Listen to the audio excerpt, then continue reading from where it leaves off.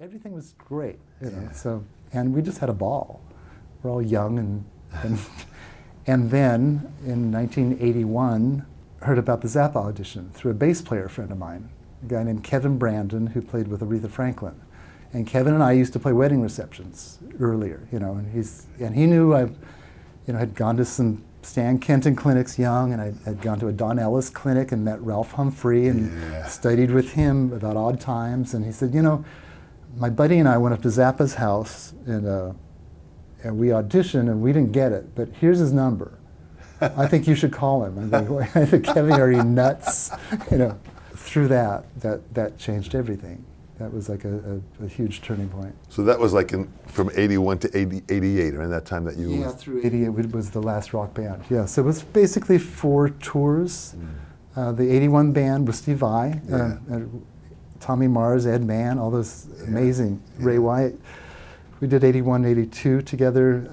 There was a change of band, 84, he wanted more singers. So we had 4 amazing singers who played instruments as well. So it wasn't as much instrumental focus as the previous band. And then the 88 band had the big Fowler Brother horn section. And you know, that opened a whole nother world. Then there was lots of recording in between, and he had a recording truck that he bought from the Beach Boys right before I joined. So the band was constantly recorded.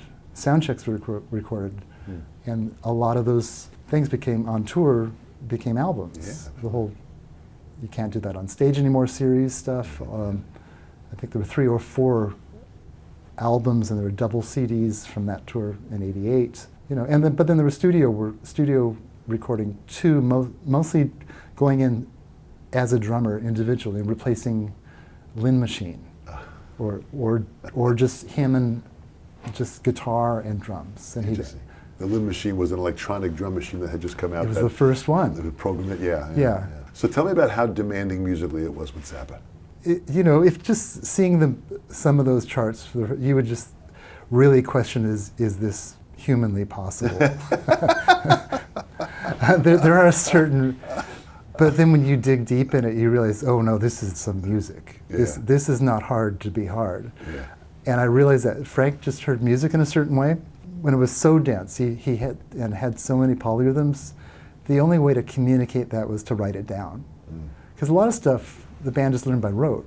It's just a rock and roll song. We used to learn it as hey, here's the chords, do this groove, you know, when we get to this lyric, stop, or play these words, or, you know. Did you chart things out at all? Did you? Sure, but typically in the rock band, you know, there'd be often in his music, even if it was a rock and roll song, there'd be a middle classical interlude.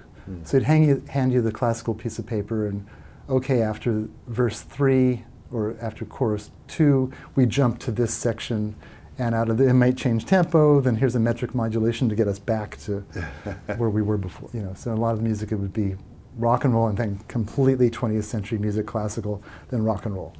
That was one of the formats. Some of the other stuff was symphonic music or chamber music that he had the rock band play.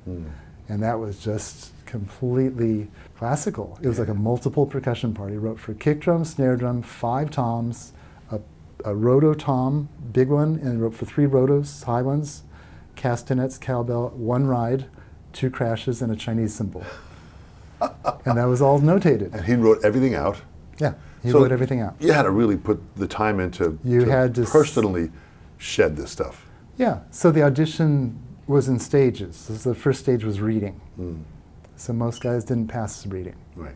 And some guys were fabulous musicians, but they weren't great readers. I mean, and you know, the first question he asked me on the phone, I got up my nerve to actually call him, and he answered the phone. I was like, I thought I'd get a secretary or something. They were in auditions. They called, and I said, I just kind of started with Mr. Zappa. Because I'm like 20 or 21 now. I said, I'm a drummer in LA, and I heard you've been auditioning drummers. And he said, yeah, we've been auditioning for 3 weeks now, and we're gonna do 3 more days. I promised the band I'm gonna stop after that. They're really burnt out. I was going, okay, and he said, well, do you read? Meaning, do you read music? And I said, well, yeah, I do read. He said, well, are you a good reader or are you a phenomenal reader? Interesting question. Interesting question. So frank, just cut so to the cut chase. to the chase. Yeah, Boom. absolutely. And I just laughed. I said, I'm thinking, you're Frank Zappa. What am I going to say? Yeah, I said, look, I played in percussion ensembles, and I've played in some orchestras. I've played in, experienced in big band. I've done some session work in LA. I can read, but I know your music's reputation, and I'd love to give it a shot. Good for you. You know, so I said that, and he said, okay, well, you know, here's my address. Can you come up to the house in an hour? So I said, yeah, of course. And I just laughed, and that was it. But again, the Black Page. When we think about that piece of music and that what it takes a drummer to play. Yeah, which Terry made famous beautifully. Absolutely. And then Vinny played it, and then of course Vinny called it, and then you played that. Mm-hmm. I mean, that wasn't his hardest piece of drum music that he wrote, though. He wrote more difficult things than that. Interesting. But that's the most famous one. That one really kind of came up. Terry helped make that famous. It's not like it's an easy piece of music either, but I mean, no, but there's even more difficult than that. Mm-hmm. What was it like just to learn a piece like that? What did that take? Well, I just remember the way Dad teaches, note for note. Yeah. Take this beat, second beat. Yeah. Take the first beat, the second beat, the third beat. Okay, let's look at all four beats now. Yeah. Okay, let's look at bar two. You know, how are we going to get from bar? We can play bar two now. How do we get from bar one to bar two? You know, it's just counting it out first, like anything. Yeah, you know, it's practicing each bar. Now, a lot of it I can play. There's a lot of it I could play, but then there's certain bars where like, wait a minute, I've never seen this in my life before. Yeah. And there was on the audition piece, there were some rhythms I had never seen. I had to ask. I said, Frank, excuse me, I'm sorry, but I have never seen this notation. There's 5 even eighth notes bracketed, and it says 5:2, and then there's 2 quarter notes on the bass drum over these 5 notes. I said, what does that mean?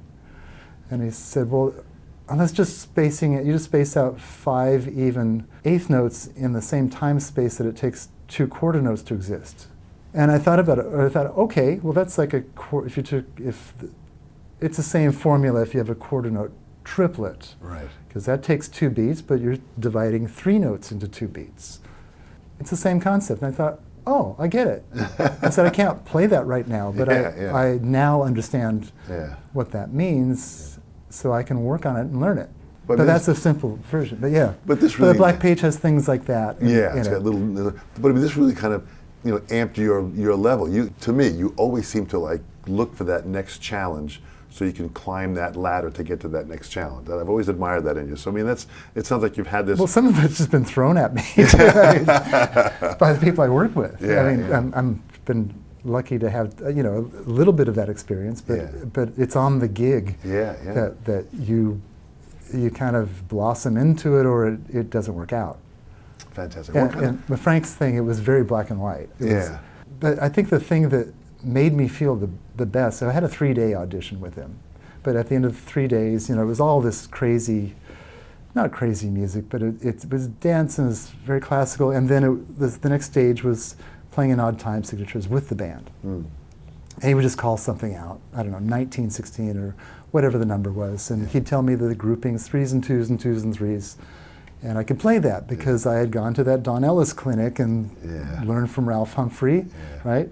And when I was younger, I was into those Indian rhythms, those East Indian rhythms, a lot, Bulgarian rhythms. So that was the same. I understood that. And then he said, okay, and it'd be a loop, like in 11 or whatever it was. And then he said, okay, now solo over it. And the band's playing a vamp in 11, but I could do that.